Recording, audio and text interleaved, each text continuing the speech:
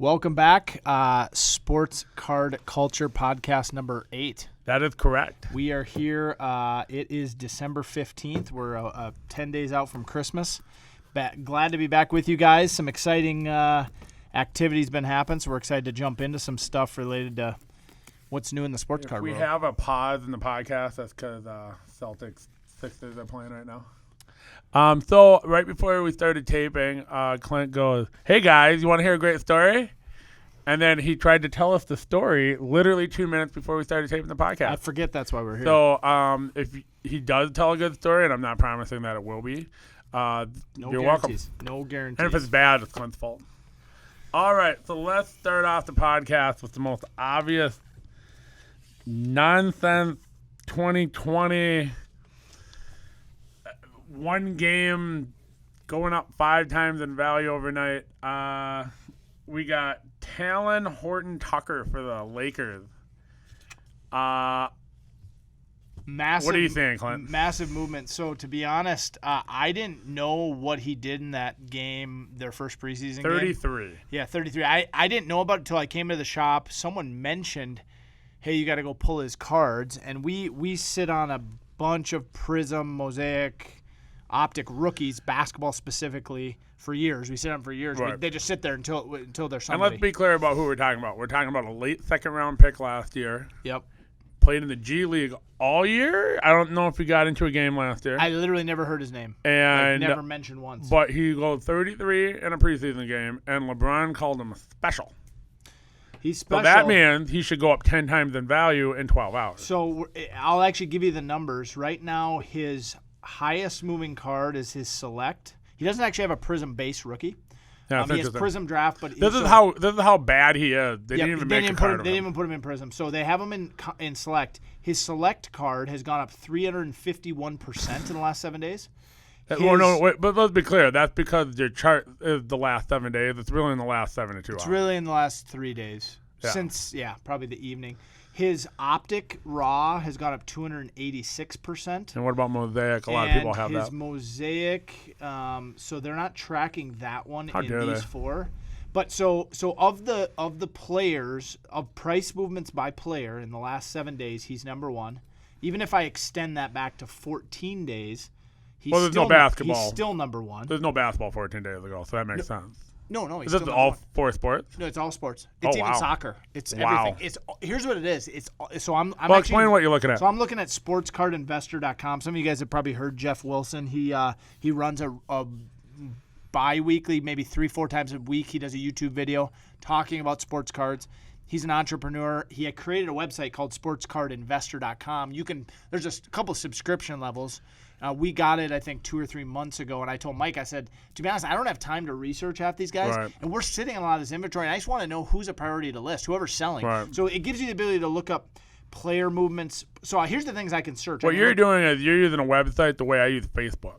So I belong to a bunch of Facebook groups, and then every morning for about 20 minutes, I just look at my Facebook feed, and then that's how I found out. Somebody's like, Horton, and then I was like, oh, okay, let me look them up. So I can look at price movements by player, price movements by specific card, so one specific card over a bunch, sales volume by player, and sales volume by card. And it will tell you who the biggest movers are. And I can look in 7, 14, 30, 60, and 90 days. So let me ask you, let's just take a guess. Price movements by player, last 7 days.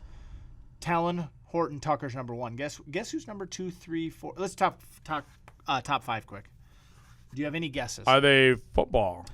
Number 2 is football, actually, which is this guy. I never would have guessed. Jalen Hurts. Yeah. No, this is a wide receiver for the Steelers. Juju Smith-Schuster. Juju, yeah. What is with that guy? I don't understand. Well, Juju's got hype, and so here's the card. His card that they're tracking here is his Prism 2017 Silver. Okay. It's up 125% in 7 days. Why? He didn't do anything. Well, they're good. I think people are prospecting who's going to be in the playoffs and who's going to be in the Super Bowl. Players' prices are going to move the deeper they play in the playoffs, and obviously the Steelers are. To be honest with you, I actually like James Washington on the Steelers more than I like Juju. I mean, I think Chase Claypool is probably. Yeah. I mean, he's not as good probably as Juju, but I mean, he's they got some other younger talent. So number 3, we're going back to the NBA. Jordan Poole, which is weird. He's on the Warriors. He was a rookie last year. I got to pull my Jordan Poole. So Jordan Poole is up in the last 7 days. He's up 75%, and they're tracking. What's that? He might start. Yeah, they're tracking 3 cards, and I think part of it is people realize. So Evan said he might be starting. And the Warriors are going to be back in the spotlight. Curry's back. Wiseman is going to be maybe the. If you've seen Wiseman, he is a freak. Yeah. The guy's 7'1". He can shoot outside. He's as athletic of a big man as you'll find, and he's going to have Curry throwing out. How does he move? Does he move real fluidly? Really yeah, well. One of the reasons why I hated Ball when he had that good season, tall. He's too awkward. He's too gangly. Gangly, yeah. And he doesn't move with any fluidity. Smooth. I mean, he's like a leaner, quicker version of like a Towns. I mean, he's like an Anthony Davis type, but I mean, he's not. I'm not saying he's going to be as good as Anthony Davis. Davis is a top 5 player, I think. So Poole, that's weird.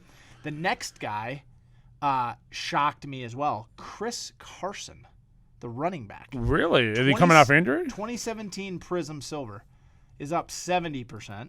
But part of it is sometimes. Do we know why that is? Sometimes this isn't even connected to like performance because like.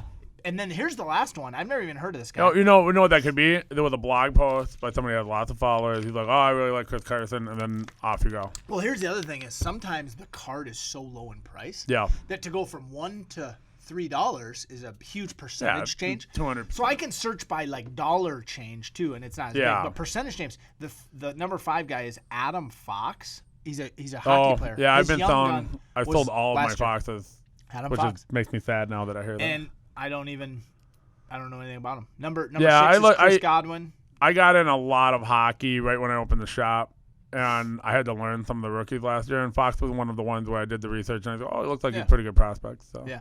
Hockey, regularly soccer guys will crack this, and I'll go, okay, I don't know. Fair enough, yeah. But, okay, so listen to this. This is, I think, super telling for sports cards investing.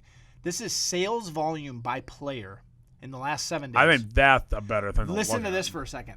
The top 1, 2, 3, 4, 5, 6 players are all basketball. Wow. The top 6. And you can count to 6 without losing your place. Yeah, I know. Okay. And then number 7 is Justin Herbert football. Number 8 is basketball again. So I'm going to start and just roll down them. Zion Williamson's And let's understand what we're talking about. We're just saying, like, if you put it up for sale, it's going to sell. So basically this is telling you can buy something confidently on these guys because there's a huge volume. There's a huge demand. It's gonna. If you put it up for sale, it's gonna sell. Yep. If you want to buy it, you better just buy it. So in the last 7 days, Zion Williamson has had 1,476 sales on eBay. Jeez. So almost 1,500 sales. Second is John Morant at is that of one specific card? No, it's 131. Anything cards. that says Zion. Any Zion card could be graded, could be ungraded. That's kind of all of them. Total volume dollars though. $335,000 in Zions have sold in the last 7 days. So I mean, there's some significant money being exchanged. $250,000 in a week.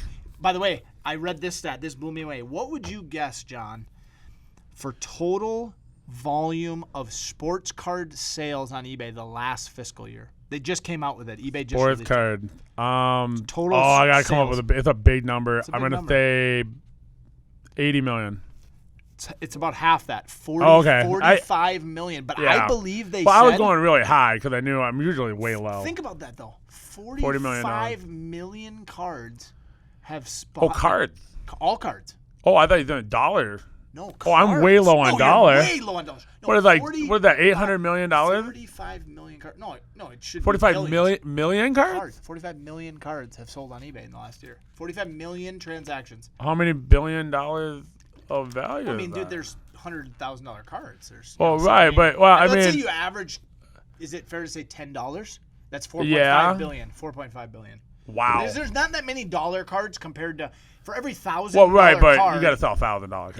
Yeah, you got to sell 1,000. So I think that number. You know what that tells you? That tells you the strength of the market. Obviously, right. It also tells you the amount of people active in the hobby to sell. Because like a big seller, I would guess like. Who do you think the biggest eBay seller is? Probst? I don't know. Probst auctions, so they sell probably maybe more than even some of Burbank. Burbank, you think? Yeah, Burbank. You think they sell the most? We should look up what they sell. I'm pretty comfortable with Burbank.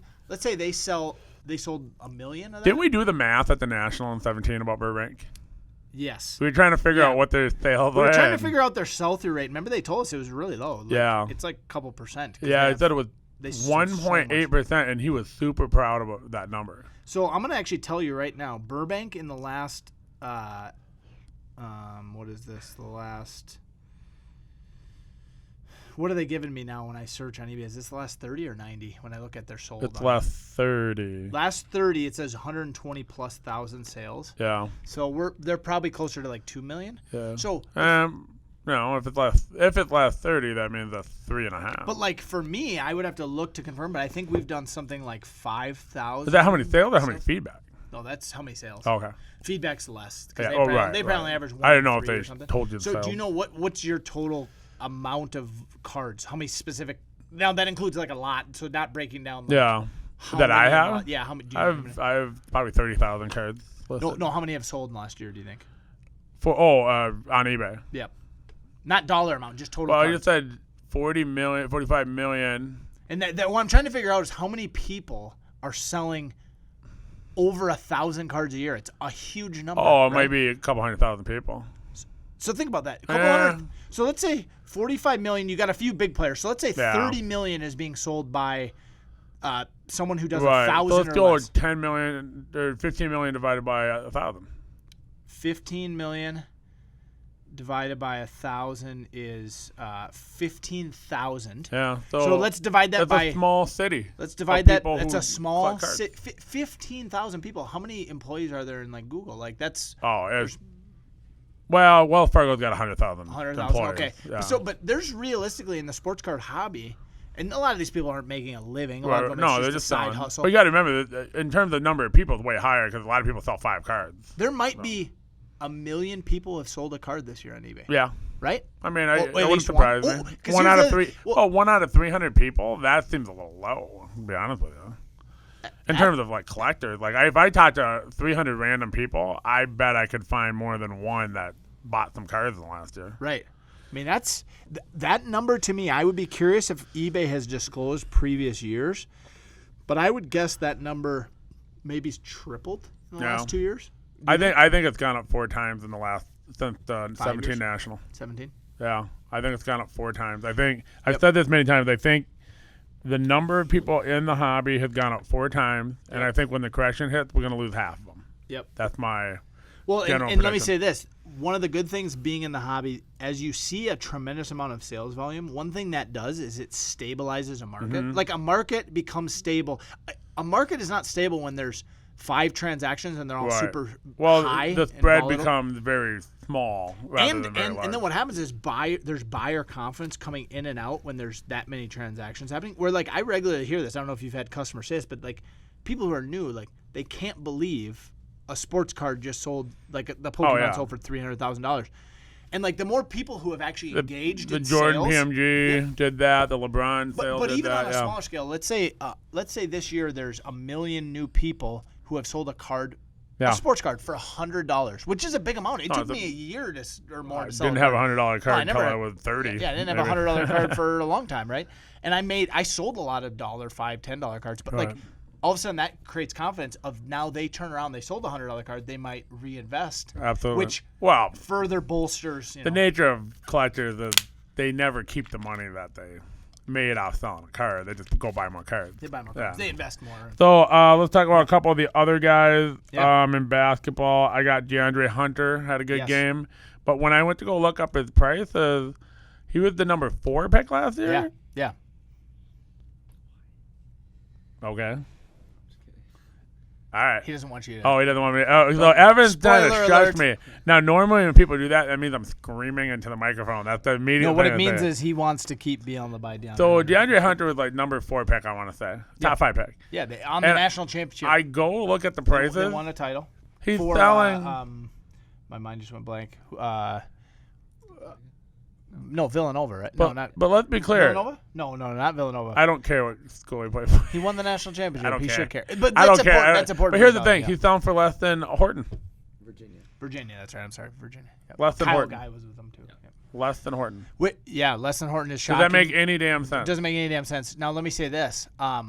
Sorry, Evan. Okay, even though his prices haven't moved, what I noticed is as soon as he played well, I always know who plays well because all of a sudden 4 or 5 of his listings sold. Yep. For what we now they weren't selling, but now they sold. In I other words, literally, the price didn't go, whenever I sell somebody I haven't sold for a while, the first thing I do is Google their name and look at and click on news. Right. Because I just like why did this sell all of a sudden? No, if it's Ken Griffey Jr., I don't do that. Yeah. But yeah, if it's Mickey DeAndre Mantle, Hunter, if it's Babe Ruth, you're like, I think I know. Oh man, what is it? You know, but yeah, I do the same thing. I just Google it. Anybody else that jumped? I got 2 more. All right, so I don't know. This sounds like more of like a pumper thing. Like somebody made a recommendation. It's the dumbest recommendation. Theo Malden. Is that how you say his name? Malden? The rookie? Yeah, the rookie. Maladon or something. Maladon. He's from Italy? Is he Italian? He's from France. France, right? I'm sorry. Yep. So another overseas. I saw a couple of memes where people were pumping him, and like he's just like Tony Parker.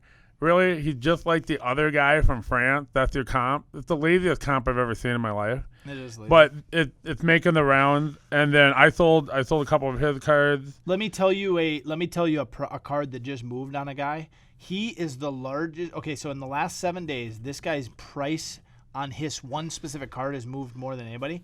Matisse Thybulle, rookie last year. Oh. His base prism is up 400%. Do you know the reason why for that? Thybulle, I mean, there's been a lot of excitement around him, Landry I got a bunch Shamet, of some his other cards. second-tier rookies who are like, you know, my guess, here's the one thing that why we're seeing some of these second-year guys move is they're actually getting playing time in the preseason. And they don't necessarily play. But here's the thing. That's a very normal progression every year.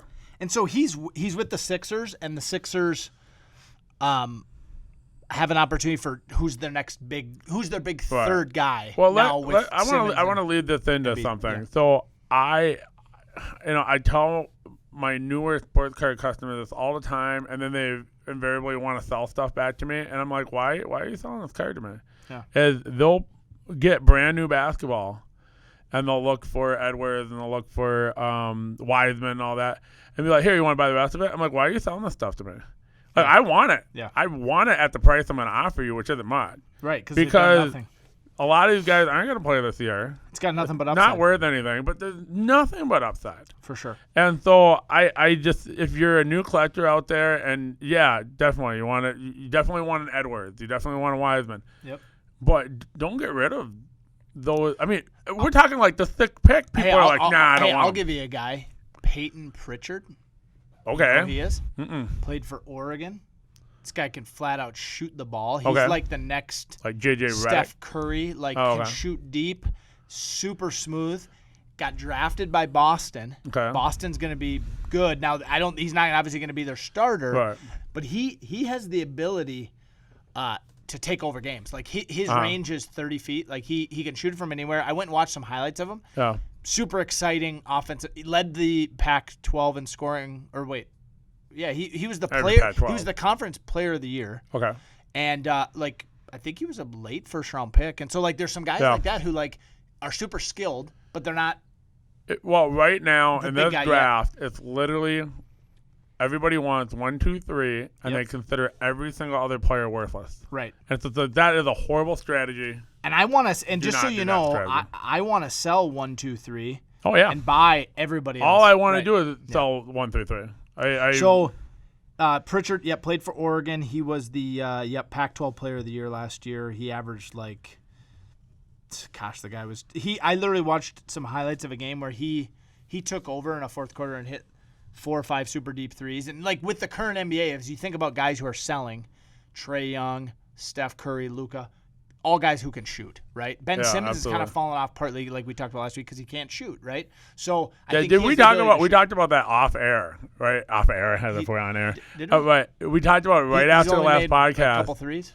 I think I brought up Ben Simmons. Yeah, Simmons 3. And he's made 3 3-pointers in his whole career. I did something like, John Stockton didn't throw a lot of threes, and then I realized Stockton shot more threes in one game than Simmons has for his career. Unreal. So a couple other guys that are moving other sports, surprisingly enough. One is Chris Godwin, Prism Silver, 200%. That's interesting. I think that's where's my Mike Evans at then? What's up? I don't understand that. Evans is more established. Another guy, J.K. Dobbins. for the Ravens. Okay. He's up 228%. So I mean, there's some guys in football that are still. But moving. Dobbins hasn't. That's interesting because Dobbins hasn't had any monster game by any means. No. And I think so. I think here's what you have right now. I'll say this much about guys who have moved, which is funny that the 2018 football class had all these quarterbacks, right? Yeah. And right out of the gate, it was Darnold and Baker, and then last year Lamar took over. Well, Right. And this year, I don't know if you watched the game last night, but just one of the best football games all year. Yeah. Lamar Going back and forth. gets hurt, is out of the game.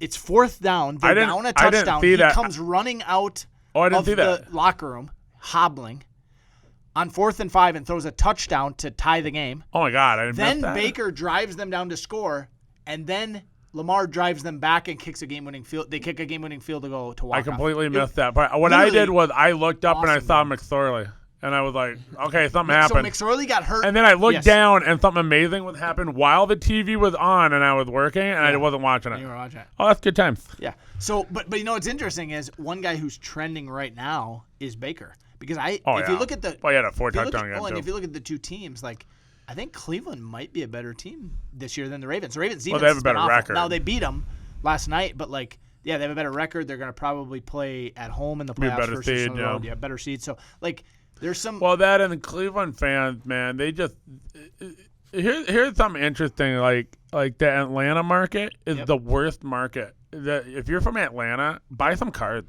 Yeah. Because the Braves went to the World Series a billion times. The playoffs, what they have 20 years in a row going to playoffs. Yeah. You couldn't sell a Braves card to save your life. I know. But if the Twins do well for 3 weeks, Yeah. all of a sudden people will be like, "Oh, you got any of them Mowers?" Well, by the way, have you noticed okay. another guy selling is Stephon Diggs for the Bills? We've Yeah. shipped. Sure, part Buffalo- of it is we have a lot of Diggs because he was Right. here, but Here's the thing: Buffalo would be a market like that. Yeah. Cleveland's a market like that. Twin Cities a market think like about that. it right Where now. if the Hey. team is good, they start buying. And in New York right now, the Giants are so bad. Well, I mean, they're Yeah. actually playing a little bit better, and the Jets are so bad that don't you think some New Yorkers are like, we're Bills fans. We're going to cheer for New York. Well, I mean, how about it's this? upstate You New York. brought up a it's- guy in basketball for the Knicks, and you made a statement. You want to repeat what you told Evan? Yeah, I mean, Or is it a secret, Evan? I think RJ. Wait. Is it a secret? No, this one can Okay. be public. Evan says we can. Now we can give this to talk all about it. our faithful listeners. No, I think RJ Barrett. So when you think about sports cards, you don't just think about talent. You think about team, location, fan base. There's not a more depressed fan base Right. than the New York Knicks. And they play in the most famous arena in the world, the Madison Square Garden. They have the most fans ready. I mean, we saw what Jeremy Lin did globally Yeah. when he took Oh, off absolutely. for the Knicks for 3 weeks, right? Or So, even David Lee, we saw him. what Yeah. happens if RJ Barrett makes them average, they Or make the brings them to playoffs, playoffs, and then yeah. if in a few years they become actually a contender?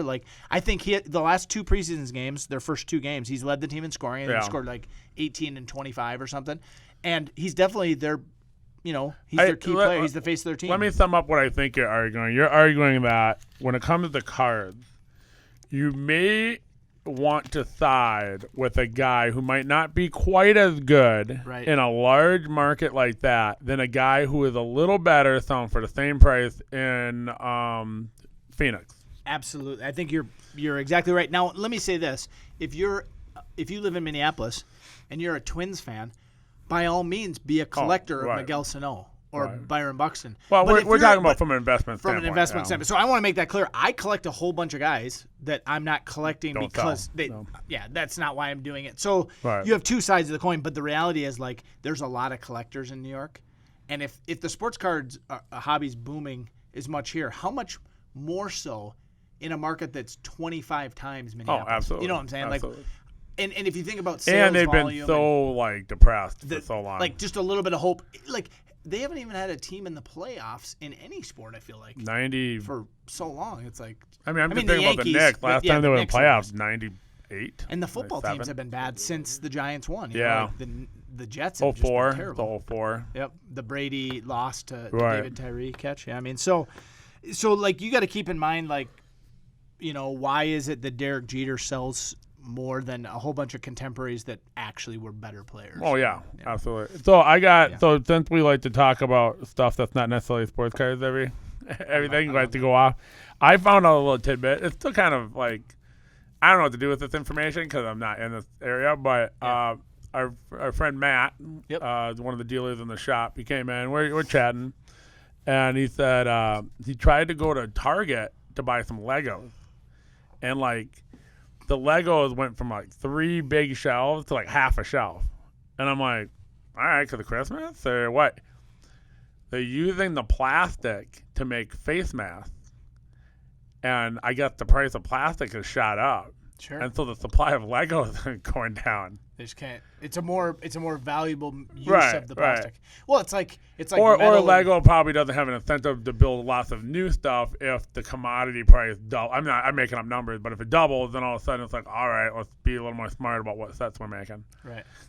I don't know. Weird tidbit. Or are they taking their allocated plastic and just reselling it for a margin? Oh, and maybe. Making, you know what I mean? Because I'm sure they have rights. Or maybe Lego's making face masks. I don't know. They're diverting that resource. I actually have a buddy, a funny story, who supplies a lot of like beads and plasticware for teams in the NFL. And they like have logos. They have licensing with the NFL. Like the Mardi Gras beads. Mardi Gras stuff. And purple for Vikings. And he's got like, big stuff that he sells. And they've actually pivoted and they're selling sanitizer, masks, and all that because they have the capability of producing, and there's no fans in the stands. So all these junky beads. No, let's go with that. All these junky beads that when we get them in collection, like, oh Lord, when we throw them in a bulk lot, throw them on K-bed. If you hoard them, once fans can go back in, you go hawk them as people are walking in the stadium because there's not going to be any new ones for sale. Right. I mean. It's going to be really interesting. I mean, we're going to find out tomorrow, even in Minnesota, what's going to be opened back up and what's not. Yeah. So my position is I'm an American and I do what I want, and I'm staying open. Okay. Yeah. Well, that's my position. Yeah, you don't have to close. But here's the problem. You understand why the restaurants and bars are in different places. They actually have a liquor license that that's true, but their business, like you don't have a license. No, I don't. That you need. I don't. And actually, technically, that would make it there's two things with me. They could threaten you with that. And then there's two things with me. One is I'm too small for anyone to notice, so I'm not trying to be too bravado with it. I'm just and we didn't need to close anyway because we were retail. So and two, I'm not only that, I'm an essential business because I sell apparel. Right. This is how silly the rules are. Because I sell a jersey, that means I am secured from whatever draconian ruling our wonderful governor decides. Everything's nonsense. Ooh, the Warriors are coming on that. So, nice. So yeah, I just thought that Lego thing was By the way, kind of I want to whatever. Jump back to one thing that was super interesting. So we talked about price movements by players, but listen to this: the sale. So we talked about the volume by player. It's all basketball. Yeah.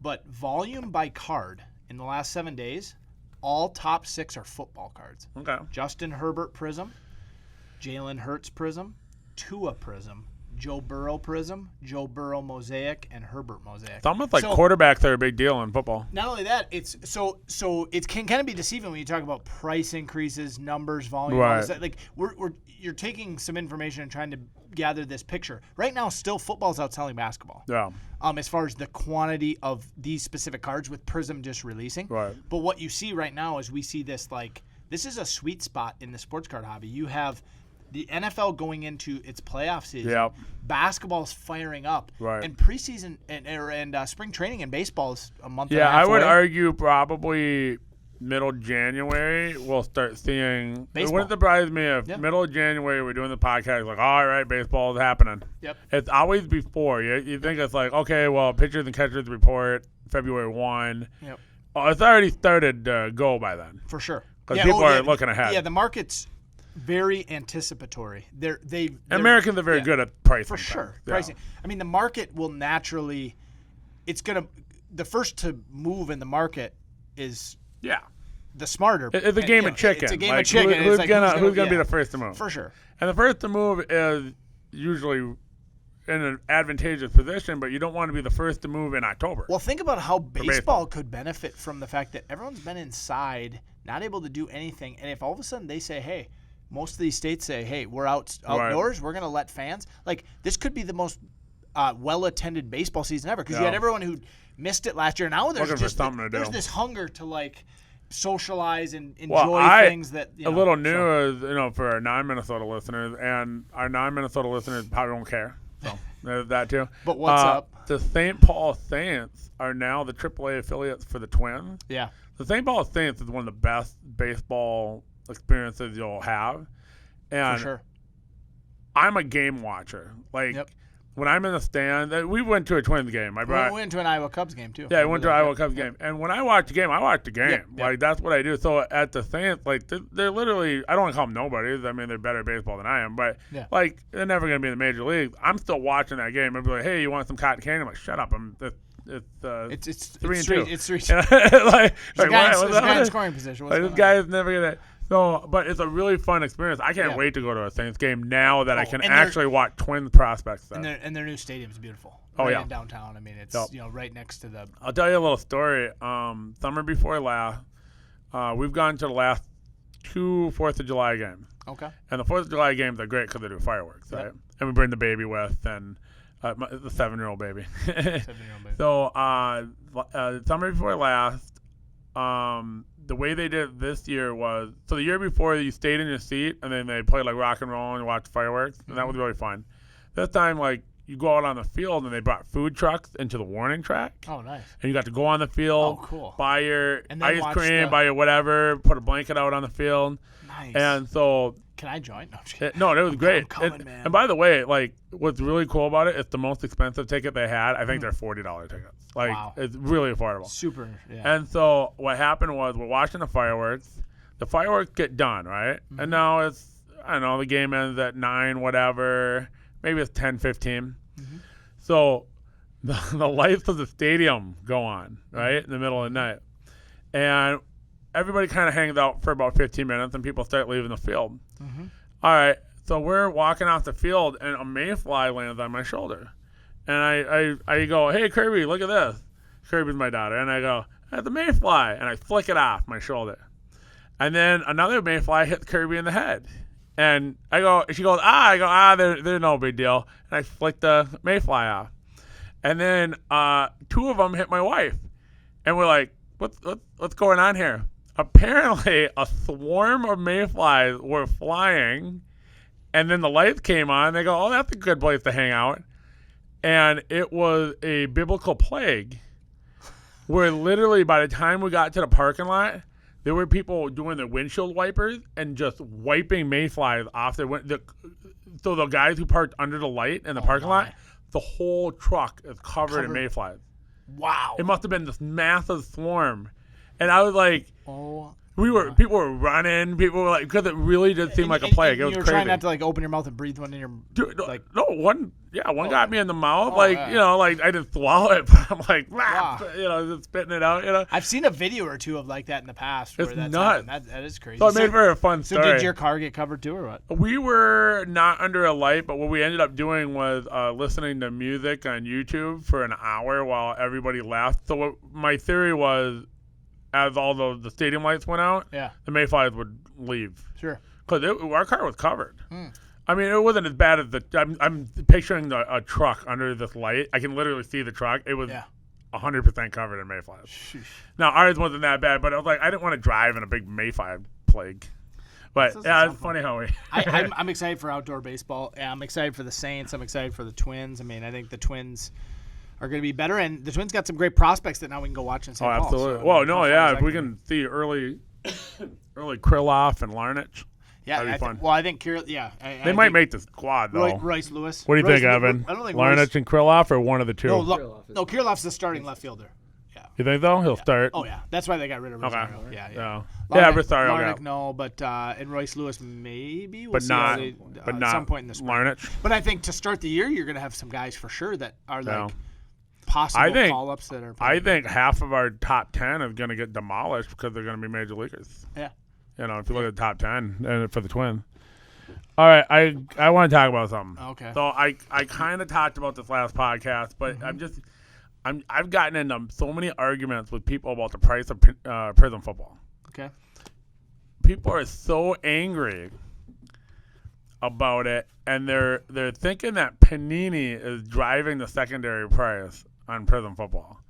And the evidence they're giving me is like, well, they put $1,000 on their box on their website.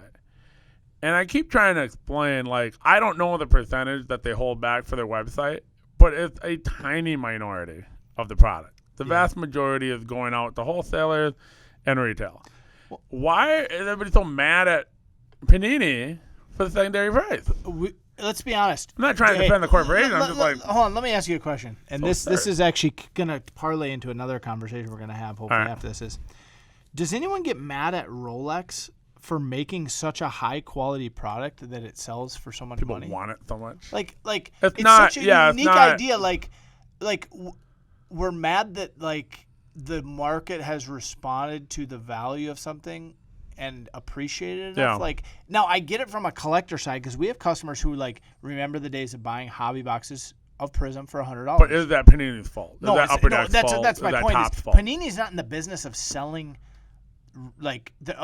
determining the market value of their cards. They're in the value of they're in the business of they making do. them. They have MSRP, but that's based on market research and clearing prices. For sure. Yeah. There's no way they would be able to single-handedly drive the price to $1,000. Now, what they could do, and this kind of leads into something, and I like to make claims that sound atrocious to the average person, and then I explain why that person's wrong. It's a fun little parlay game I like to play. Okay. So I've been a part of that game before. No, I've literally done this with you. So I am a massive advocate for price gouging.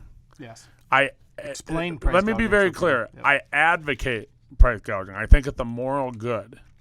And so price gouging is just when there's massive demand, usually for a necessity.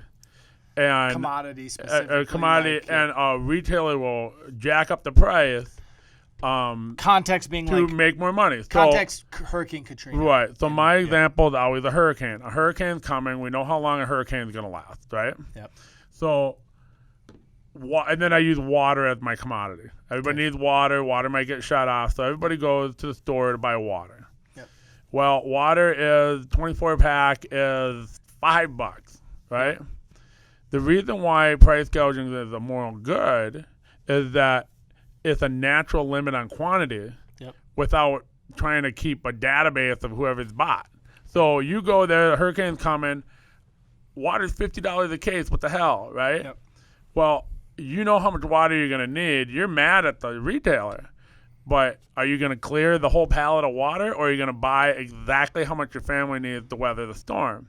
Exactly. And because of that, everybody else is able to get what they need to weather that storm. It's a moral good. So what price gouging essentially does is it forces people to limit what they consume to themselves and not resell, because you're basically taking there's no room to resell. There can't be. You're driving the margin away. Right. And not only that, if companies were allowed to price gouge, they would be more prepared with more inventory at the next hurricane. And because all the retailers have more inventory, they can't charge $50. Now they got to charge $40. Right. And eventually the price keeps moving down because you've let the retailers do what they want to do. Now, the reason why I leave that in the prism is the only way... Hold on. Okay. The only way Panini could actually do a moral good is if they held all the inventory and they determined the secondary price. They would have to probably be at $600 a box or $500 a box, or they wouldn't sell through all their inventory.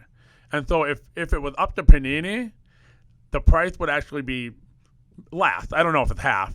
Yep. It would be less because they still have to clear all their inventory. Right. The equilibrium price is lower than what the secondary price is. So getting mad at them selling 5% of their inventory, I don't even know. Okay, so if we understand basic economics, supply and demand work direct correlation versus price. I think what's driving the price has nothing to do with Panini. I think it has to do with the massive demand for breakers needing an open product. Yes. And so there's actually a huge, literally, John, I've seen in our 5 years of doing business, I went from knowing like one or two guys who did breaks to now I have probably between 5 and 10 guys who regularly buy from us who are breaking. Some of them now we were in relationship with a couple guys who we got started who now have got their own allocations and they run they're full-time breakers. Right. Literally, we've seen dozens of these guys pop up in the last few years, and the amount of product they need. People ask us all the time when they come to the shop, like, do you guys do breaks? I'm like, we don't have products sit on the shelf Right, long. It's like I don't get enough of anything to do a break. That was literally the first question. People came in, they're like, how's business? I go, I'm building up my customer base. You should do brakes. I'm like, where am I going to get the product to do the brakes? No, like literally, like, so here's the thing. I have a breaker come in who's like, how much Prism football do you have? And he literally bought, I think, 6 boxes 2 days in a row. Like, basically, if I was going to do brakes, it would take me more time and I'd make the same amount of money versus let him do it far more efficiently because that's the only thing he's doing. He's not running an LCS. And then not only that, some of the breakers really are hiding the ball as to what they're actually charging you. Yeah. So there's breakers out there who are probably getting $1,400 to $1,800 a box because by breaking up by team, they're able to make it look cheaper than it really is. So I saw a Pokemon one of the first. And you don't think people are doing the math on it? No. Okay. No, I've seen this so often. People are like, it's a $400 box. Your math is working out to $700. I actually have a story But the price to get in is $50. Yeah. Or what have you. I saw a Pokemon one, Vivid Voltage, right? You buy one pack for $10. Yeah. $360 box. It's a $130 box. He's charging triple the value, right? Wow. And then by buying a pack, you get into a drawing to win a $70 or $80 Champion Pass ETB. Wow. So he's spending $200 in product, but charging $360 for it. And I'm watching the thread, and it's like, people are into it. People are into it. Well, and there's a convenience of like. No, I don't judge on that. If you want to be in it, that's fine. Well, I don't get that. I'll say this much: like we bought a bunch of Prism mega boxes from somebody who found a bunch of them. Yeah. And they came in and they sold them to us. What was it, on Friday? And somebody even walked in, they looked at the price, and like they know, okay, so like the secondary, like right now in the secondary market, a Prism mega box is like $250 to $275. Okay. Walmart or Target sells those boxes for like $50. $50, and they're guaranteed one auto, which is amazing. It's half as many autos as a hobby box, which is $1,100. Right. So $275 is actually like a great price. Reasonable deal. So we bought it with a margin in mind.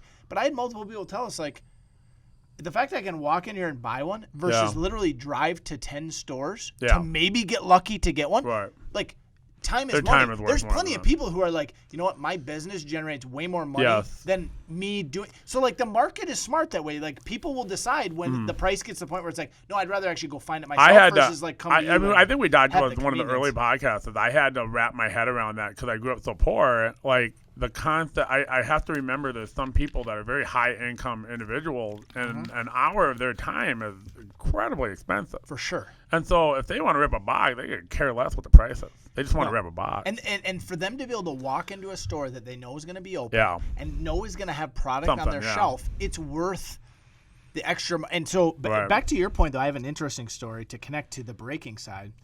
One of my good friends from college, a bunch of my buddies who weren't into cards in the last year have gotten into it. I actually want to have a couple of them on at some point. And one of them, he's an executive chef in town. And so recently he was in a break, and I've sold them a bunch of Phoenix. They love Phoenix this year. They've been ripping a lot of Phoenix football. I've been getting a lot of requests for Phoenix. I got zero. So, I mean, we started at like $275. The boxes are up to $400 now. They're nice looking cards. Beautiful cards. Yeah. Great quality, great inserts. They almost kind of look like Crusade in a way. Yep. They got the Crusade feel. It's a chrome card. Yeah. There's some great patch autos, all sorts of. Actually, the card that got pulled, he ripped a box and pulled the 101 NFL Shield Peyton Manning auto. Oh, and we actually listed it for him. Oh, wow. Best card I've seen pulled out of that product. Yes. Anyway, long story short, so I sold him a box for $400. Well, he wanted to do a Phoenix break, and he's been breaking with some guys, and he did the math, and the guy was breaking them for like $450 or $475 or whatever, which is fine because there's the convenience factor. Yeah. But then all of a sudden, overnight, the guy jumped to like $650 a box for breaking. And he just reached out to him. Listen to this. So he gets in a break. He buys the Chargers. He pulls a Herbert auto to $50. Wow. Okay. Then he goes to get into another break, and the guy's price jumped like $200 or something. On the same team. On the same box. Was he doing pick your team random? Again. No, he was doing pick your team again. Okay. And so he's like, my buddy did the math on the box. He's like, wow, that went up like a ton, right? Right. Talked to me like, did you have to pay more? Or he's like, so long story short, the guy's like, hey, don't come. Like the guy felt disrespected by my buddy. Asked him whatever. The guy literally says to him, by the way, I'm going to send you a refund for your last break. I'm keeping the cards. So listen to this. That's not even a news story. Listen, this gets crazy. He literally posts the dialogue. First, he gives the guy a chance to make it right. Did you see it on Scammers? He's like, this is literally like theft. It's you know? theft. So it's Yeah, like it's $1,000 absolutely card. theft. Yeah. So literally, you can't just keep the good cards. Like, give me my money back is not like Right. That's not writing the. This is not a new story. So the guy threatens him. Well, literally, my buddy posts on Facebook, and in 1 hour, there's like 400 comments on this thread. Right. And this guy didn't realize. By him simply threatening to not ship the card, Right. he literally destroyed his business. He literally destroyed his business. And like everyone, I mean, there's people who are like saying they want to threaten legal action. All the long story short, a bunch of scam guys who run scammer pages stepped in on my buddy's behalf, who's new in the hobby. He's like, does this really happen? Yeah, What's that's a real going on? thing. Like, I didn't want to bite this off, but look where we're at. Well, literally, then all he gets back is a message from the guy on Facebook that says, your cards are in the mail. And yesterday they showed up, and I went over and we hung out for a while, and he showed me the cards. And literally, though, this guy may never fill a break again. Well, let's. So everyone out there, like, think through the decision, before. I mean, I don't think he realized what he lost out on. Well, here's the thing. I mean, I have one customer, Jim. What's up, Jim? Very good customer. What up, Jim? One of my very first customers, like I think first week in the store, he was here. He does a lot of breaks. Super nice guy, and he comes in with his wife, and his wife's gotten in the car, just kind of watching breaks with him and stuff, and so that's really cool. I love seeing husbands, wives, and right. And so but his wife watches. So Jim's watching the cards. Right? Yep. Jim watches the cards. His wife watches the breaker. Nice. And so she's telling me all sorts of stuff like a breaker, every time he would open a pack, he would pinch the top of the pack, and then the pack would like pop open. So these are obviously, open packs where they didn't even try to reseal it. He was just like pinching the top so that it looked close, and then it would just like open. She's like, they're just opening way too easy. And I'm like, you really got to break. Wait, no, let me ask this. Were they not cutting a seal on the outside of the box prior? Yeah, but I can buy a shrink wrap machine for like nothing. Yeah, not one that says Panini, though. Let's just say people are good at this if there's enough money in it. But here, so but are they opening sealed cases? I don't know. This is just a warning for anyone out there who's into breaking. Like, break with a legitimate, trusted, like somebody who has reputation, has feedback. Right. And on one hand, everybody's got to start somewhere. Yeah. But let's understand the reason why I tell it. And she had like maybe 2 or 3 other like things where she told me like what she was saying. I'm like, that doesn't sound right at all. Right. But understand who is doing the breaking, and this is kind of leading into why this guy did that with his business. Yeah. Most breakers are outcasts, right? I'm not going to agree with that. But you understand what I'm saying. These are guys who are not outcast might be the wrong word, but these are guys who like, hey, the most of them. Some of them are very, I'm just trying to think of the guys I know relationship-wise. Well, think about it this. wouldn't be the case. Well, let me ask you something. Are the guys that are they real 9-to-5 guys with a boss telling them what to do? One of them's a nurse at the Gillette Children's Hospital. Right. The other one runs his own business. More entrepreneurs. Okay, so there you go. Yeah. So these are guys where in a 9-to-5 job. Now I have one other guy who's not.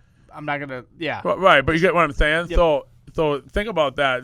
That's why I use the word outcast, like not conform, or maybe non-conforming. Sure. A non-conforming personality is probably a better way of putting it. Yep. And so it definitely appeals to entrepreneurs. When you go to a non-conforming personality, there's going to be a percentage of those people who are not good in a 9-to-5 because they're scumbags. You know what I'm saying? Like. Part of the reason why they're not successful with a boss isn't because it's not their personality. It's because they're gross people. They're not hardworking. They're not ethical. Right. So they're looking for the quick flip, the quick money, the quick everything. So it really doesn't surprise me when I hear these stories. I'm excited for the correction of the market to weed out some of those people. Absolutely. Obviously. There's so many bad actors in the hobby. Well, and like you had said, actually, before we were on air, now we're on air. You made a comment about during the gold rush, did you want to be the guy possibly striking it rich, or did you want to be Levi's who are selling the clothing to all of the miners who are trying to find gold? Me and Steve, what up, Steve? What up, Steve? We'd always talked about that. We're like, you want to be Sears, you want to be Levi. You don't want to be the miner because, maybe you strike it rich, but you're most likely going to get murdered by your partner. Right. when you find the Yep. when you make the find. Yep. You know. Just in other words, take the steady, smaller cash flow. Like the way I used to get like kind Or of rather, mentored you by want to run the. Let's take a Yeah. smaller one. Let's not go Sears and Levi because Yep. those are massive. But Yep. you'd want to have the bar in the town. You'd want to have the a hardware store in town. Yeah. Yeah. You know, Absolutely. you're going to be a much better position. A great word of wisdom I received from a guy who used to mentor me in stock trading. Oh, cool. He was an investor. He worked entrepreneur, like learned everything about stock options, taught himself, and then traded options full time. Now he's kind of retired. He actually moved, lived on Lake Minnetonka. He used to have this gathering on Tuesdays, and we'd go over there. And Lived on Lake Minnetonka. He did all right for yeah, himself. no, he did great. But one of the things he always told us is he said, and this is true of cards, this is true of business in general. He said, be content with a small bite of the candy bar. Oh, in other words, absolutely. the candy bar's on the table. Be content to pick it up, take a small bite, put it back down, let someone else have the rest of Right. it. And his whole point was like, when you try to take it all, sometimes you get stuck with nothing. Meaning, Right. and this is related to stocks, was be happy with a bunch of small profits Right. versus like trying to get it all and seeing it drop. All go away. All go away, right? And so cards, the classic example, we always have. One of the great things about the hobby is the social side of it. And I can't tell you how many times I've heard stories of what's the biggest card you sold you wish you hadn't, right? All Right. these cards that we owned, right? But the reality is if I actually did the math on all the cards that I was willing to just take a small profit and Right. move it, It right? way outweighs that big It card. way outweighs the big cards. Even though we have a card that we sold. I'll actually drop my story. Okay. Can I give you my story? No. Yes. Okay. So customer of ours, we didn't actually own this, but we consigned this. Back in 2018, a customer of ours had the Select Black 1/1 Patrick Mahomes I remember that card. rookie auto. 9.5. Evan's like, you got to be kidding me. So literally at the time, like Patrick Mahomes had won the MVP, but Yeah. not won a Super Bowl. Right. No one really knew, like, you know, I mean, there's still Was a lot he of- going to keep it going? Is he going to keep going, or was it going to be a one and done kind of thing? So we listed that card for $15,000, and at the time, there had only been, I think, 2 Mahomes cards of any sort that had sold higher. We ended up taking an $11,000 offer, mailed it to the guy. He paid immediately. He sent us a positive response. He's like, if you get any more high-end stuff, this Right. guy, I ended up looking him up. He's a CEO of a big company in Sure. the southern part of the U.S. Yeah, that's what's nice when you're the seller. You can see their address. I Google And buyers you can from Google their time to time. name and you figure Yeah. out, and you're like, wow, okay, this guy buys cards, you know, whatever. And literally, I think 6 months later, a black Prism 1/1 non-auto Okay. sold for about $70,000. Now, Wow. I think that card's $250,000. Yeah, at this point. I think the it's one-on-one auto. I think it's close to 20 times. So I think and that's you had it in your shop. And Yeah, sold it to I the just guy. showed a rem- customer a I, picture. I had it in my hands. You had it in your hand, yeah. I had a We sold $250,000 it. I card in remember my hand. shipping. I remember going to his house to pick it up. I paid him. Yeah. He handed me the card. I took it and shipped it, and I was like, you know, kind of sweating that one getting there because I didn't Yeah. own the card. It wasn't like I had a margin. I mean, Right. we were just making a small fee selling it for a customer. But now looking back, I'm like, Or the customer service. oh my goodness, like that card. But Yep. the reality is, like, back to the point about the candy bars, there was a piece made there, and you know what? Someone else is going to make a Yeah, piece, and that right. card's going to sell 10 times, like you were saying. Right. 10 people have the same story. Yeah, 'cause we were everyone talking gets past about their hands. You some know? LeBron, and I was like, yeah, you bought it for, so you sold it, now you regret it. The guy you bought it from, he regrets it. The guy he traded some stuff to, Yep. he regrets it. Yep. The guy you pulled from the pack, he regrets it. Oh, that's 4 regrets in For one sure. card. Everybody made For money. sure. Everybody Yeah. made money. And the reality is, like, how I encourage myself on the fact that I sold like 7 Prism Mahomes rookies for $5 each in 2017 is the fact that I made thousands of dollars on right. Leonard Fournette and Yeah. Trubisky, and I'll never sell Yeah. those guys again. If I would have kept all of them, You get I 100 think Trubisky's, you wouldn't be able to do so if I anything kept with them. every single guy that year, Yeah. I would have crushed the Mahomes, but I would have lost on more guys than I won absolutely. on. So, you know, be All content right, with so it. I want to hear about the offer. Oh, the You got offer. me intrigued. Yes, I I've got been the wanting offer. to ask this the whole time. Like, So, I like offers. Shout out to one of our regulars, Mark. What's up, Mark? What up, Mark? Mark has been a customer for a long time. Great guy. Grades some cards, and he listens to the podcast, and he's enjoyed it. We've referenced him a couple times. Thank you for listening. Yeah, Mark, you're the man, dude. Listening So Mark was in the live. shop today, and Mark told me, he said, he goes, I got a proposal for John. He said, last week I heard you guys talking about SGC being a tougher grader than PSA. Yeah. Okay. So we specifically sent cards to SGC for the first time this year because Mark wanted to grade some of them. And we tagged along through some cards in there or whatever. And we did fine. I mean, I think the grades were good. They came back a little slower or whatever. Yeah. So today his proposal was this, John. He's been buying up, and I think he has some SGC 9.5s that he's going to crack and send to PSA. Right. And this is something a lot of people have been doing. And so we're going to find out. We're going to have hard, concrete evidence. He's going to give me the feedback, which cards, take some photos. We'll report when they come back. How many is he going to have? How many PSA 10? How many do you think he's going to crack? I think probably like between 8 and 10. I don't think it's going to be. I think 10's a good amount because if you're I'm sending 2, and a few helpful. Different cards, like few baseball, few different sports, different. I think sending 10 will be it's not the most, but like 10's a pretty solid number where you're like, if they're all 9s, that's probably telling you something. If they're all 10s, that's probably telling you something. If it's a mix, then you're going to be like, and it'll be interesting because we might not be able to draw conclusive evidence. We might need to say, you know what, we do need a bigger sample size. But it might be like. But if they're 8 10s and 2 9s, that's going to tell you something. Yeah. You know what it's going to tell you? I love that. Hey, it's going to actually open an opportunity for people to start buying SGC. People have already been doing that. There's an SGC Facebook group. And there are lots of people commenting on there already. It's like, yeah, I bought these 10. I'm sending them over to PSA, and they're taking pictures of them. Sure. Is that SGC group people that like them in SGC? Yeah, people that like SGC. So they're selling their SGC graded. Let's remember something, too, about SGC. SGC is the grader of choice for pre-war. Yes. I mean, absolutely. Literally, if you're a tobacco collector, you don't want it in another holder. Right. And again, we're going. I'm not making the argument here that that's why they're better at grading or harder at grading. That's a branding thing. That's a branding. The pre-war guys have decided this is the holder that they want. Yep. I'm sure they're really pissed at the modern guys for sending stuff to SGC because now they're waiting.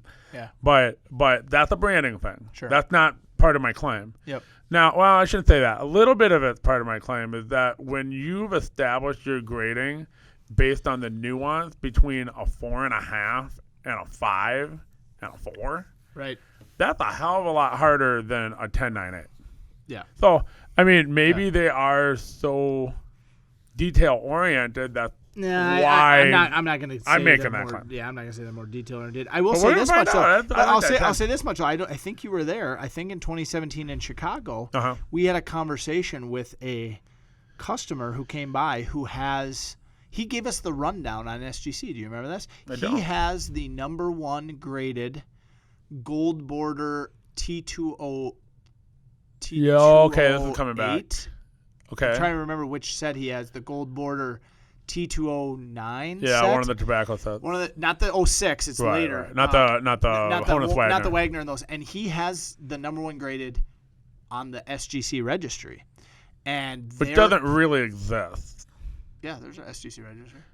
Yeah, the website's always down. Yeah, but you can look at the rankings. Yeah. And so anyway, he specifically was buying. I mean, he would buy a PSA and then crack it and get it because he has his whole collection of SGC. Right. And you know what he told us was super interesting, and this will be interesting for our listeners. I think. I don't remember. I vaguely remember this, but there is a massive premium in the pre-war collecting world for super miscut cards. So like what we've been seeing with Prism. I don't remember where that. you literally have 2 cards like joined. I don't know if you saw. I don't know if I showed you a picture. I had a card like 2 weeks ago that came in out of 1972 Topps.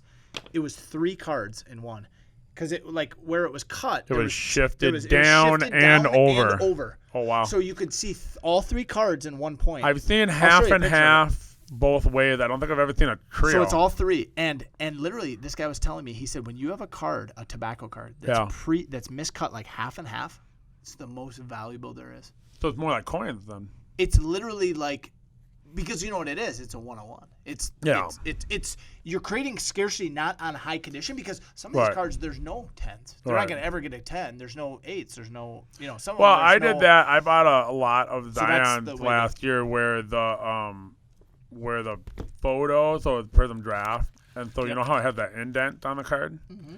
It was way off, like really bad off. Yeah. I jacked the price on that. I was like, man, Yeah. you know, if in sports cars and modern sports cars, that Absolutely. only works when a guy is so expensive. Yeah. You get like wonky collectors who are like, I got to get everything. This one's way, miscut or miss. Yep. It wasn't a miscut. This was more like the image got superimposed wrong. Right. And so that doesn't surprise me. And I've seen there's a lot of air collectors, I'd say more so in vintage, that are into absolutely. that type of thing. I mean, I think part of it is it represents. Do you remember the interview that Kiki, who's a well-known global collector of I Kobe. love that guy. Kiki's awesome, man.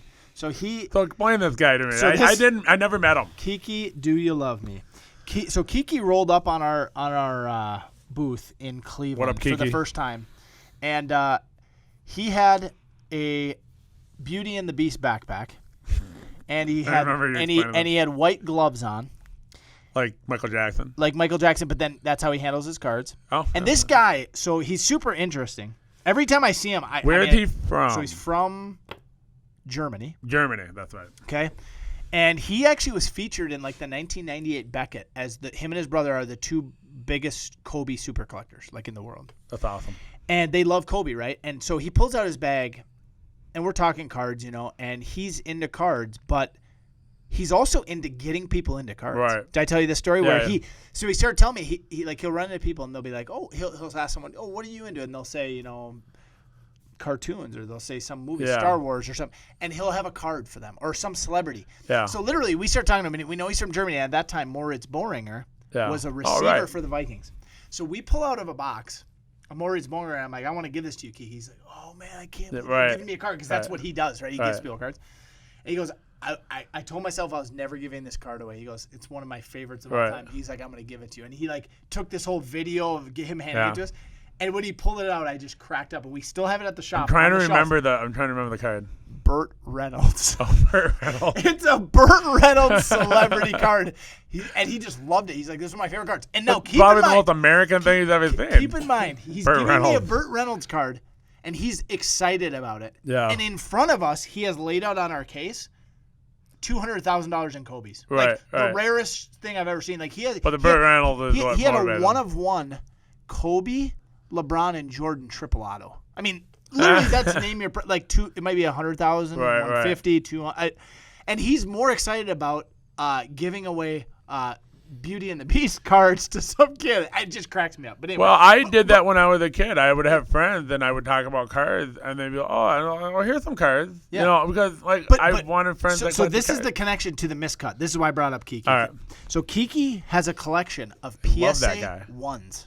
He has what? PSA 1s. Oh yeah, and you told me about it. And he does PSA 1s of all the iconic cards. So he has a Jordan rookie, it's a 1. He has a Mantle rookie, it's a 1. He has a Gretzky rookie, it's a 1. And you know why? He said this card, authentic wear, that's 1, has been enjoyed Yep. more Yep. than the pristine 10. More people have played with it. It's experienced more. It hasn't been just tucked away. I showed it to my friend. I had it on my wall. I thought to myself, and I thought, that's interesting. Right. The history of that card is actually saying something. Yeah. Right? And so I was like, dude, you're blowing my mind on so many levels right now. I love cards that are trashed. Yeah. I love vintage cards that are trashed. Now, if you give me a 90 Topps card that's trash, it's going in the trash.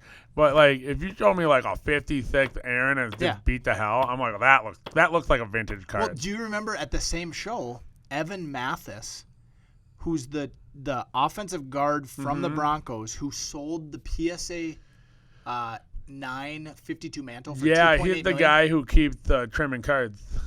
No. Yep. There's on Blowout, there was a big thing about him trimming cards, getting them slabbed and sending them to Probston. So the whole the Blowout detective. I'll have to look that up. I have to look at it. Make sure you're not quoting the wrong person, because I don't want to throw someone on the bus and that you're actually not talking about the same person. All right, we'll verify that. Yeah, we'll verify that before we make that public. I'm almost positive. Well, we already did because we're live. So long story short, he in his case, I walked up on it one day, and he had a 53 Mantle, PSA 10, Pop 1, right? So PSA 10, Pop 1. And in the case, he also had one of his cards. And then he also had a PSA 1 Bo Jackson, like 1989 score. I'm like, what is this card doing here? Oh, and not the 90 score, the 89 score. The white card. No, I'm trying to think. No, it's like a blue border. 1990. 1990, right? And Yeah. I'm like, what's this doing? He goes, so I start talking, we get in the story, and he goes, it's the first card I ever sent to PSA. Oh, that's he awesome. sent in a card and he got a 1. He's like, yeah, I guess I didn't know. Well, I'll tell you, I've gotten back 2 really bad cards from my grading. So I got the 2, the Miguel Cabrera 2, and then the like a DeAndre Hunter, I think 6.5. I'm gonna make a wall in the shop of all my worst hits, like just like 3s and 2s. That way, every time somebody goes, so I'm guaranteed at least a 7, I'm gonna point at the wall and be like, nope, you're not guaranteed nothing. But so Clint looking at an article. Interesting. I was almost positive I had the right guy, but yeah, there was a big so. If you go to blowout forums, there's a lot of guys who have a lot of time on their hands. How much do you trust this? Well, hold on. There's a lot of guys with a lot of time on their hands, and they crack cases, and so everybody refers to them as the blowout detective agency. It's hilarious.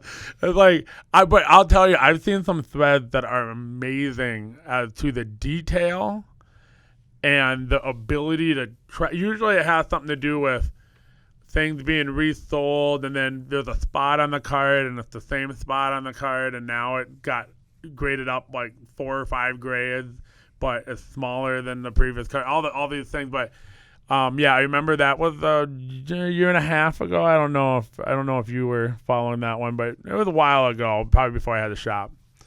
But yeah, I mean, there's goings on. Interesting. In the hobby. Now, I'll say this much. When you have this much money involved, there's always been people doing trimming. I mean, the famous Honus Wagner was trimmed by... that's been pretty much agreed upon everywhere. That's agreed upon, It's been agreed upon, and there's been... so the number 1 PSA card number 1, was trimmed. I don't think it's card number 1. It's card number 1. Yeah, the Honus Wagner. I don't think it's the first grade. Gretzky Wagner is card number 1. No, I think you're thinking of a different Wagner, because there's been a few other... I don't think that's card number. I don't think it's serial number 1. Wait, you mean the actual serial number? I think the serial number. Well, I don't know. It's the first card graded. Really? I'm almost positive of that. So while you look that up and you demonstrate that I'm right yet again, so by the way, I got a question for you while you look up and prove that I'm right. Yeah. So I had a customer stop in, and he has a Jordan Mystery insert card with the black cover still on it, right? Yep. So we know it's a Jordan. No, if it's a mystery, there's 3 or 4 player options. No, it was the M14 one where it has Jordan on the back. Okay, so it is just his. It's not a mystery then. But it had the black cover on it. Yeah. We don't know if it's a base or a refractor. I've pulled those before. So my question is, peel or no peel? Because it's unopened wax at this point.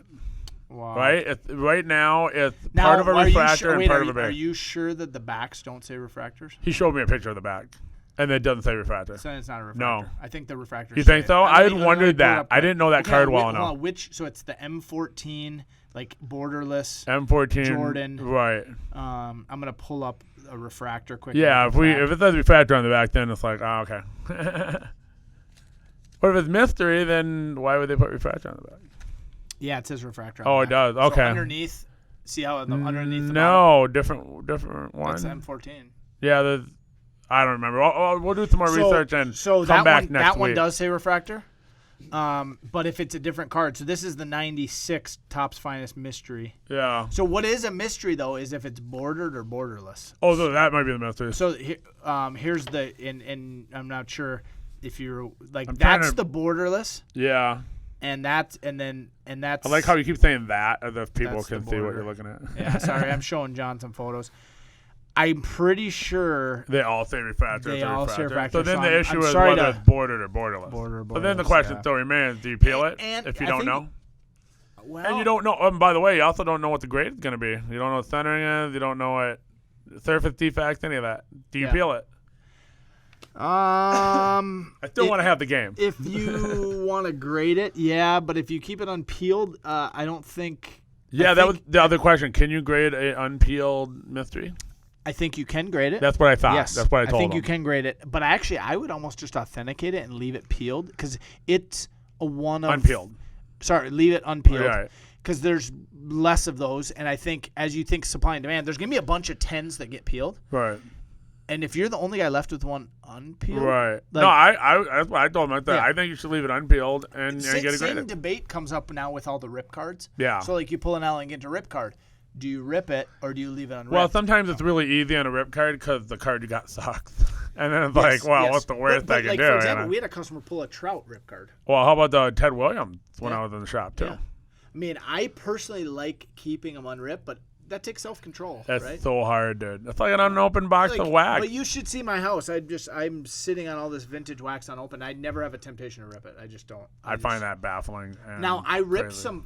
The first thing I've ripped in a long time. My buddies this weekend found some Prism Draft Picks basketball cellos. Yeah. And he bought a bunch of them, and we ripped them. And just had fun. I pulled a downtown out of one of those. Oh, nice. Who'd you get? Killian Hayes. Oh yeah. Okay. So I mean. Number 8 pick. And I don't even know how rare the downtowns are. Those are case hits. Yeah, they're like you pulled a downtown, whatever. But like even that was fun for me. I enjoyed it. But to be honest, I'd rather go to a show. Which, by the way, the Maplewood Mall has a show this weekend. Did you guys? Is it still on? It's on. You know why? Will it be canceled if the governor? No, it's not whatever? canceled. Here's why: because it's in the mall, and the mall is open, and it's in the hallways of the mall. It's not a big gathering. Oh, it's not back at the Big Lots. No. It's not the monthly show here. It's the Maplewood Mall. Oh, and it starts this Saturday through the 23rd, which is next Wednesday. Oh, so they're just going to keep it going. They're just going to keep it going. Well, they're open basically as long as the mall hours are. The show goes because it's like not its own area. They just kind of take right. Old school show. I'm actually excited to go. Like my thing is, you guys got a table or no? But I'll go and buy. Okay. And one thing I'll do is like you were talking about today, John. You're finishing a set. I'm working on the 86 Fleer PSA 8 set, so I'll go and look for that. But also go look for raw cards to grade. And that, to me, is my version of ripping wax, right? I want to see what I can find in the card to go grade it. And can I pick out a raw card that then ends up grading 10? And, So the set I had finished, I talked about a couple times on the podcast, is 2005, 2006 finest basketball refractor set. The silver refractor or the base refractor. The thing that drew me to it was, one, I just love the product, but they're numbered to 349. Wow. And the autographs in there are numbered to 229. So the thing I had in my head was, like, if I finish a set, there's only 229 possible sets. Well, no, there's not 229 because so many of those cards have been damaged. Well, no, but that's what I'm saying. But think about that. 229 possible sets, period. Yeah, like, there's just no way there could be more than that. And not only that, like, here's the funny part, though, John, and this is back to the beginning of me collecting cards. I did exactly what you're doing right now. I started the 1952 Topps baseball set. Oh, wow. Did I tell you this? Uh-oh.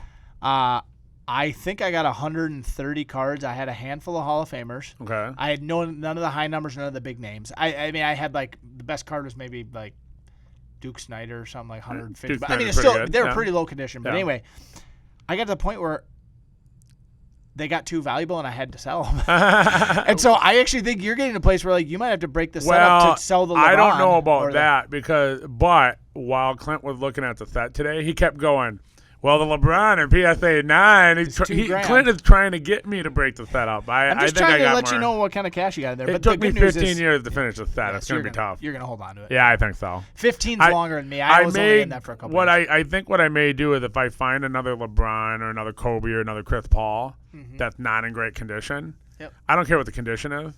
I mean, I care, but not that much.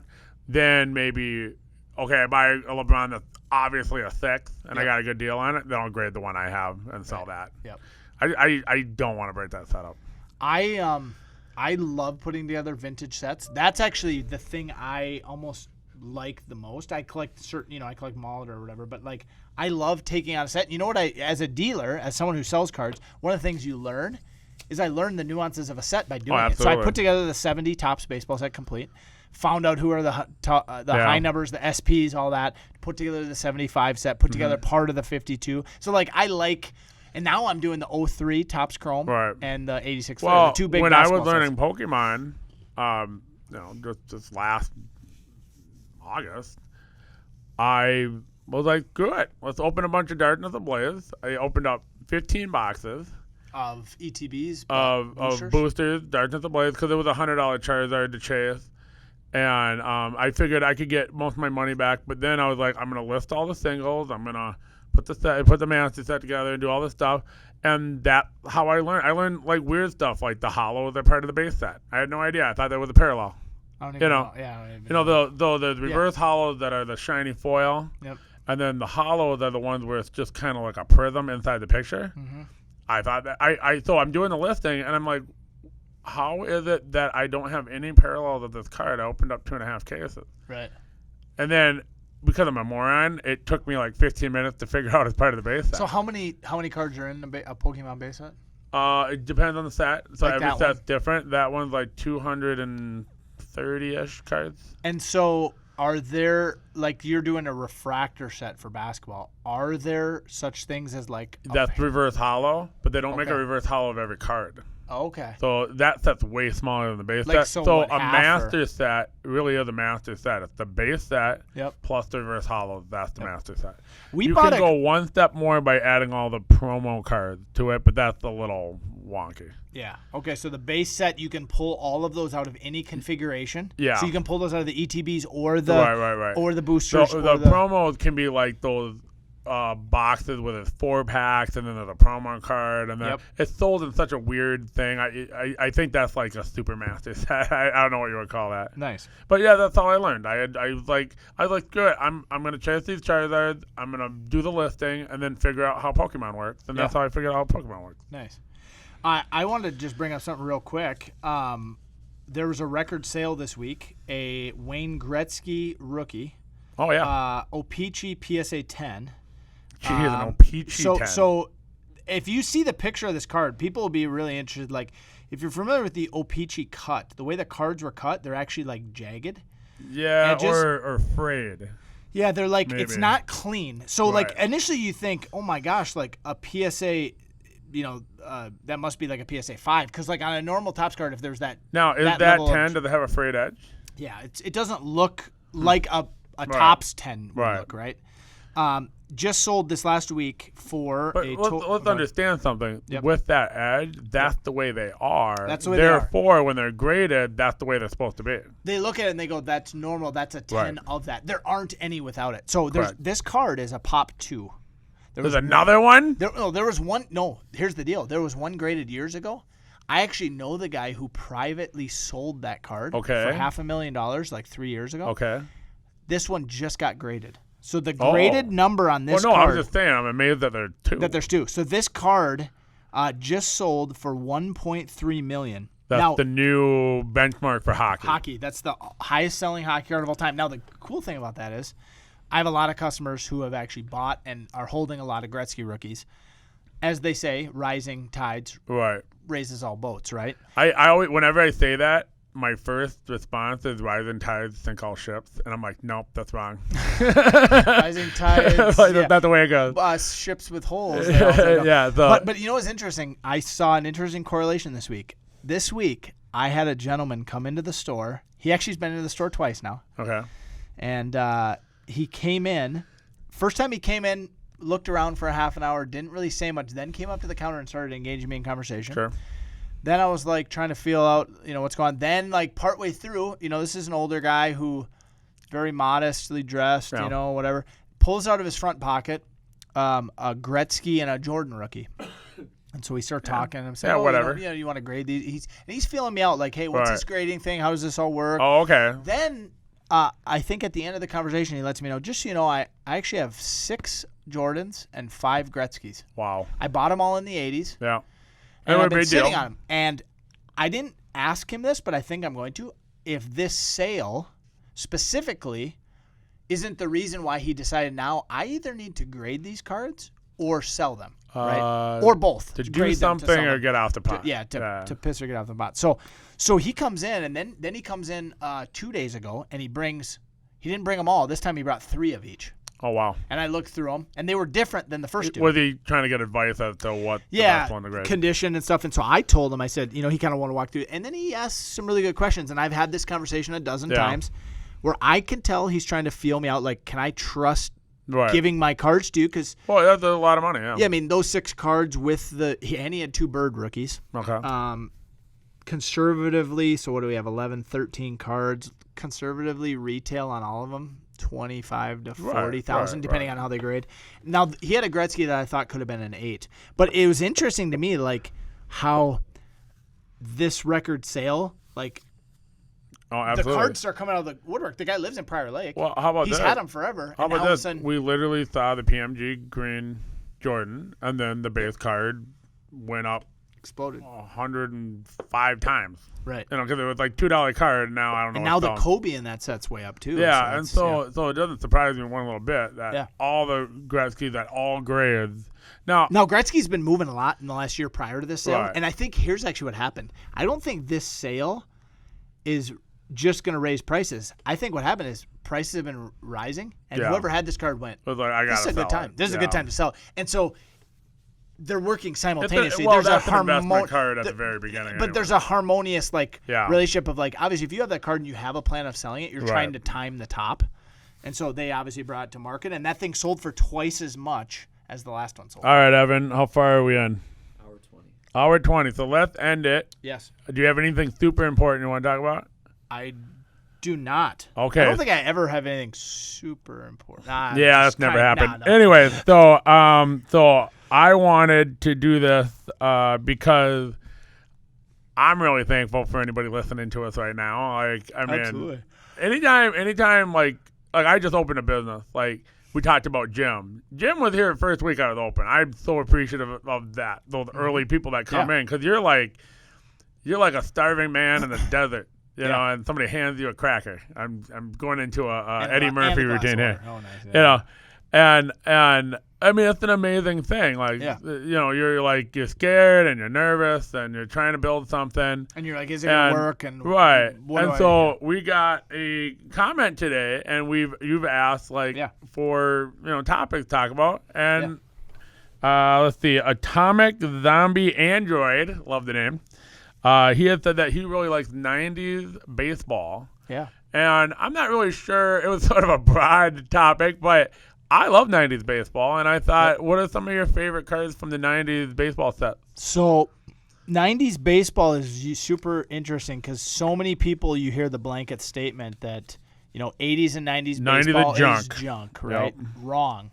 A lot of it is. Wrong. A lot of it is. 87 tops or 89 tops, sure. But in the early 90s, 90 tops, inserts started coming up. And some of the greatest inserts in all sports are in 90s baseball. And still the greatest even with today's cards. Absolutely. It has not been unseated. One of the best set, which I'm going after them all that are at some point. I don't have a single one of these. Okay. And there's 3 different colors. Is the Donruss Crusade. Yes, the Crusade. And so you got the Crusade Reds, the 25, then you have the purples and the greens. And I have a green Alex Rodriguez right now. Okay. And I'm actually surprised it hasn't sold. Like, it, to me, is one of the best inserts, right? And now the Crusades, for all you guys listening who are into modern cards, you're like, oh, yeah, we see Crusades all the time. Right. That's a play off of the original. Like, a lot of times you see these new inserts come out, and they're actually throwbacks. Right. Some people don't realize that was like the holy grail of 90s cards. And Crusade was a set that got rediscovered about, I want to say, 6 or 7 years ago. Yep. I think there was a small group of collectors who were really into that set. Yep. And the prices were kind of high. And then you could see, like, on Blowout forums, all of a sudden when people started making threads about them. Yep. And there's a, if I remember correctly, there's a big massive thread on Blowout about Crusade. As we've talked at the National with guys who, like, remember, I don't know if you remember the one time we talked with the Frank Thomas, and there's a Will Clark. I remember the Frank Thomas guy. And a Wade Boggs super collectors. They almost all of them said, I asked them, like, what was the hardest card to find? And most of them said it was either the Mirror Gold Certified, which is another great insert, or the Crusade Red. Like, as far as, like, it's not about dollars, just you just can't that find was a weird set, too. It didn't get a wide release. It was sort of a specialty set. They were super hard to pull. The other set that comes to mind is Top Tech. Yes. Top Tech was reintroduced in the market 3 years ago. Yeah. And no, I think it was even more. I want to say it was like 14 or something. They did some okay. tech.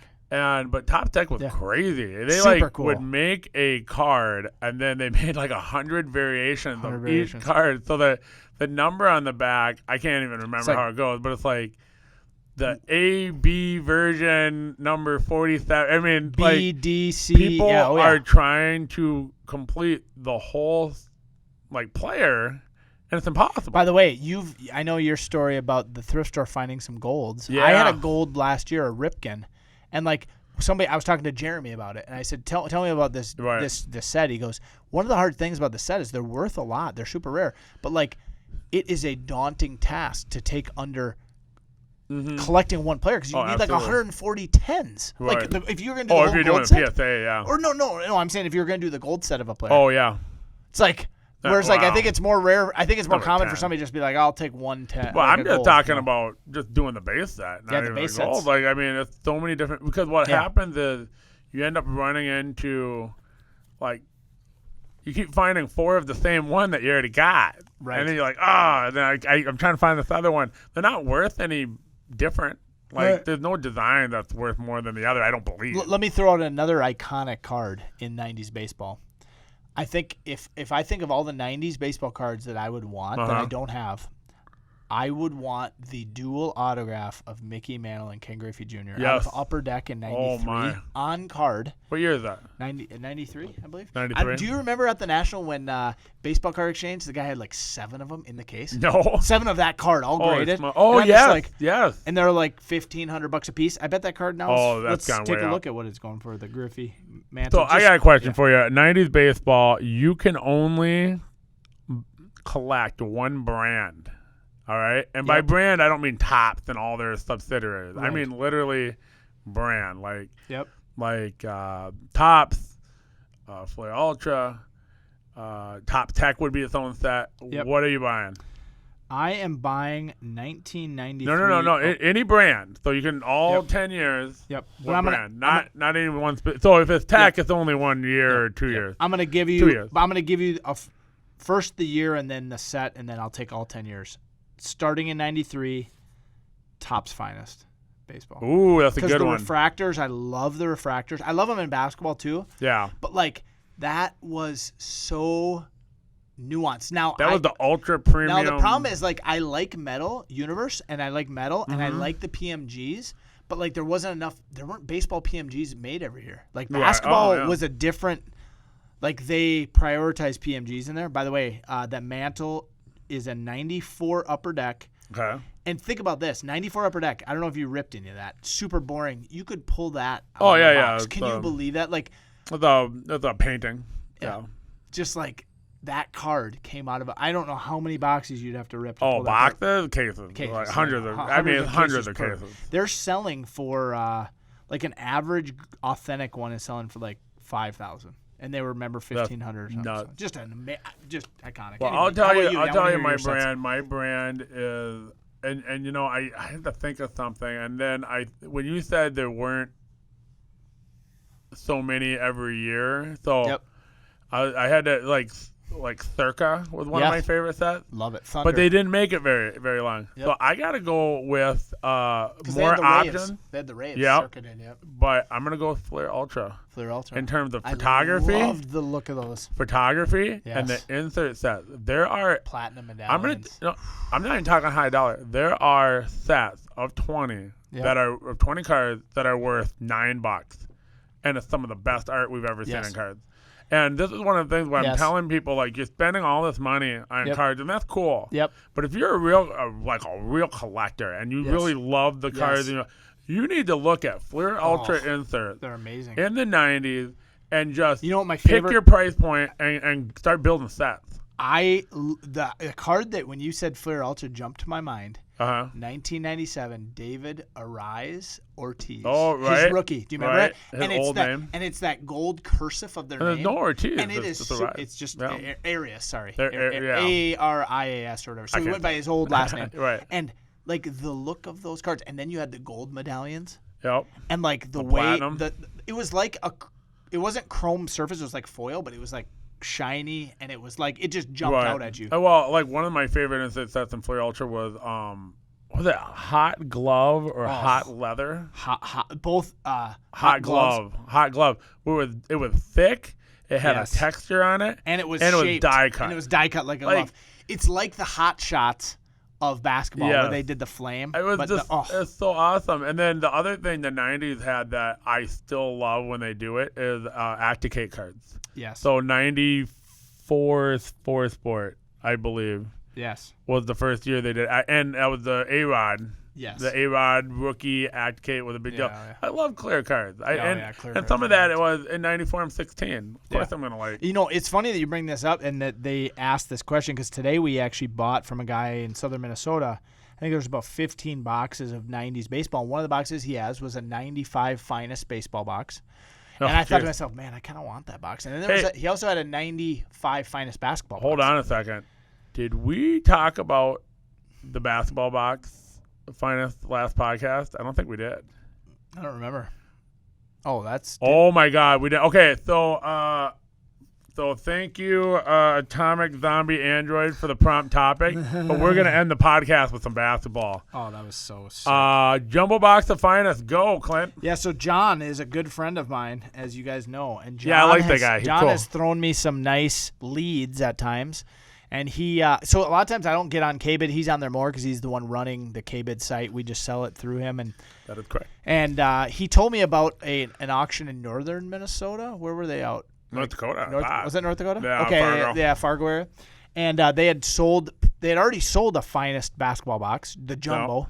And then they had run a second auction, and there was one for sale. There was another jumbo. What, 93, 94? 93, 94, the first year. It's that green-looking card. Yeah, it was multicolor, but greenish. Yeah. You know, Penny Hardaway, Chris Webber, Tony Kukoc rookies. Tony Kukoc. And a jumbo, let me be clear, it was a jumbo box. It was a jumbo, and to be honest, when we looked at it, like the first one went for like $800, and I started bidding on it. I was like, I think this is a $1,500 to $1,700 box. I ended up paying. Did I pay $1,000 plus buyer's premium? No, I think you had $1,000 after premium. Yeah, so I was into the box for about $1,000. I was like, I don't know if I have enough room to really sell that on eBay after fees. But right, because after fees, you're making $200 on $1,000. It's a lot of money to tie up for $200. So we put it on the shelf, and I'm like, somebody's gonna walk in and want this. So we priced it at $1,700. But now understand too, if you're a shop owner, you got $1,000 on your shelf wrapped up in a box you don't know when it's going to sell. Yeah. So that's the real thing. That's a real thing. Yeah. And tried to talk a few of our customers into ribbon. I'm like, honestly, there's value here. And so what I had asked some guys, have you opened any of this? And Jeremy actually talked to me about it. He goes, yeah. And I think it was one per case. There's these hot boxes. Right. And in the hot boxes, rather than getting 5 refractors, there's 24 packs, you get like 1 refractor per pack.